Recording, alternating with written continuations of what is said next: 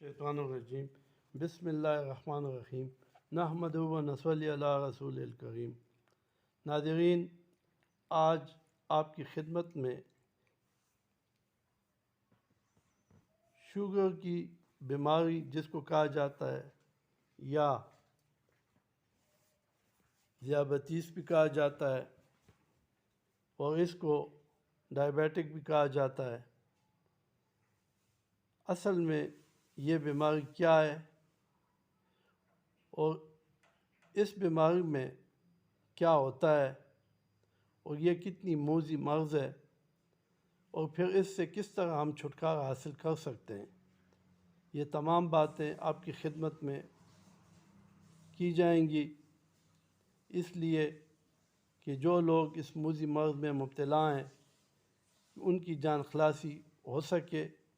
اور ان کی زندگی معمول پہ آ سکے۔ اس سلسلے میں یہ بات کسی سے بھی پوشیدہ نہیں کہ شوگر کس کو کہتے ہیں۔ شوگر ہم اس کو کہتے ہیں جب جسم میں موجود لبلبا صحیح طریقے پہ کام نہیں کرتا اور جسم کو جو انسولین کی ضرورت ہوتی ہے وہ یا صحیح طریقے سے بن نہیں رہی ہوتی اور جسم کی ضرورت پوری نہیں کرتی تو اس کی وجہ سے خون میں شکر کی مقدار زیادہ ہو جاتی ہے اور جب مقدار زیادہ ہوتی ہے تو جسم بیماریوں کی آماجگاہ بن جاتا ہے۔ یہ تو ہو گئی مختصر اس کا تعارف ہو گیا۔ اگر اس کے اوپر تفصیل سے بات کی جائے تو اس کے لیے گھنٹوں درکار ہے۔ اب ہم آتے ہیں کہ اس موذی مرض سے ہم چھٹکارا کس طرح حاصل کریں گے۔ پہلے حصے میں جب ابتدائی مراحل ہوتے ہیں تو بہت آسانی سے کوئی بھی مریض تھوڑی سی احتیاط کے ساتھ اپنی زندگی کو اس موذی مرض سے بچا سکتا ہے۔ پھر اس کا دوسرا حصہ آتا ہے جب پہلے صحیح طریقے پہ احتیاطیں نہیں برتی جاتی، پرہیز نہیں کی جاتی،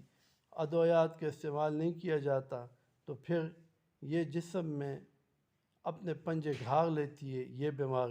یہ بیماری بذات خود اتنی کچھ بھی نہیں ہے، لیکن اس کی وجہ سے اور بہت سی بیماریاں پیدا ہو جاتی ہیں، جیسے کہ پہلے میں نے عرض کیا کہ جسم جو ہے وہ بیماریوں کی آماجگاہ بن جاتا ہے۔ ناظرین، پھر دوسرے سٹیج میں بھی اس کو کنٹرول کرنا نہایت آسان اور بغیر کسی نقصان کے اس سے چھٹکارا حاصل کیا جا سکتا ہے۔ پھر بھی اگر مریض صحیح طریقے سے اپنی بیماری کے اوپر مریض جو ہے تو توجہ نہ دے تو پھر تیسرا وقت وہ آتا ہے جب یہ موذی مرض پوری طرح نہ صرف پھیل جاتی ہے بلکہ اس کی وجہ سے بہت سی چیزیں جسم کی متاثر ہو جاتی ہیں۔ اس کا اثر دماغ کے اوپر ہوتا ہے، اس کا اثر گردوں کے اوپر ہوتا ہے، اس کا اثر معدے کے اوپر ہوتا ہے، اس کا اثر دل کے اوپر ہوتا ہے، اس کا اثر جگر کے اوپر ہوتا ہے، اس کا اثر بینائی کے اوپر ہوتا ہے، اس کا اثر شنوائی کے اوپر ہوتا ہے، اس کا اثر چلنے کے اوپر ہوتا ہے، اس کا اثر پھرنے کے اوپر ہوتا ہے۔ جسم کے جتنے بھی اعضاء ہیں وہ اس کو متاثر کر کے رکھ دیتی ہے۔ تو پھر یہ ہوتا ہے اس کا تیسرا حصہ، اور جب یہ تیسرا وقت آتا ہے تو بعض اوقات انسان مفلوج ہو جاتا ہے، بعض اعضاء جو ہے تو جسم سے کٹ جاتے ہیں، اور اسی طرح یہ ٹھیک ٹھاک انسان جو ہے تو یہ نہ صرف معذور ہو جاتا ہے بلکہ اس کے اوپر زندگی کا دائرہ انتہائی تنگ ہو جاتا ہے۔ تو اس سٹیج میں بھی گھبرانے کی ضرورت نہیں، پھر بھی اس کا علاج ہو سکتا ہے۔ اب ہم آتے ہیں اس کے پہلے حصے پہ کہ اس کا پہلا حصہ جو ہم نے پہلے بیان کیا کہ ابتدائی مراحل میں اگر مریض تھوڑی سی ہمت کرے، تھوڑی سی مریض جو ہے تو احتیاطیں کرے تو انشاءاللہ پہلے حصے میں یہ بیماری نہ صرف کنٹرول ہو سکتی ہے بلکہ اس کا خاتمہ بھی ممکن ہے۔ اس کا خاتمہ کیسے کیا جا سکتا ہے؟ وہ جو بندہ اس بیماری میں مبتلا ہو جاتا ہے یہ اس کا کام ہے کہ وہ اپنی زندگی کا ایک صحیح ترتیب سے شیڈول بنائے،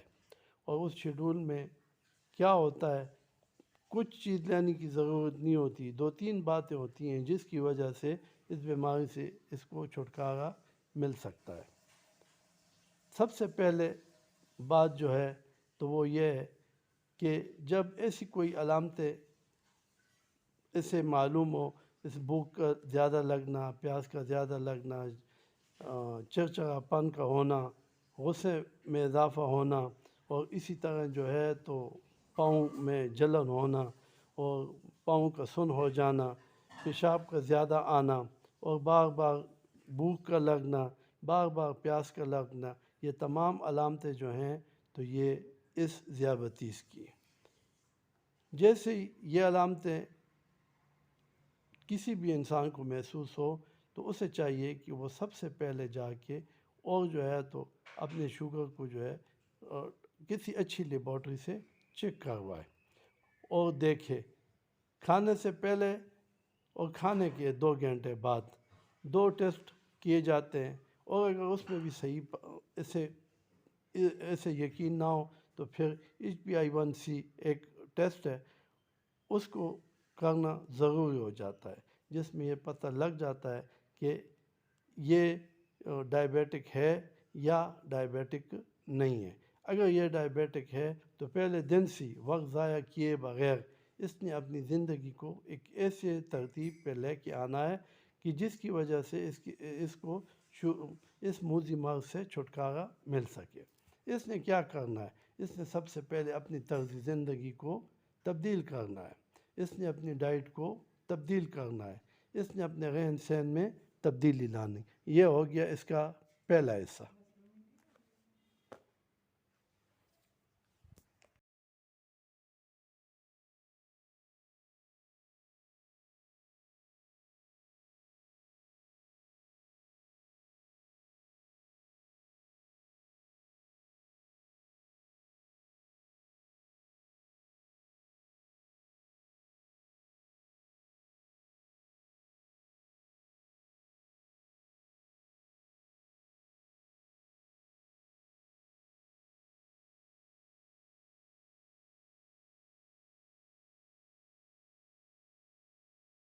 شیطان الرجیم، بسم اللہ الرحمن الرحیم، نحمدہ و نصلی علی رسول الکریم۔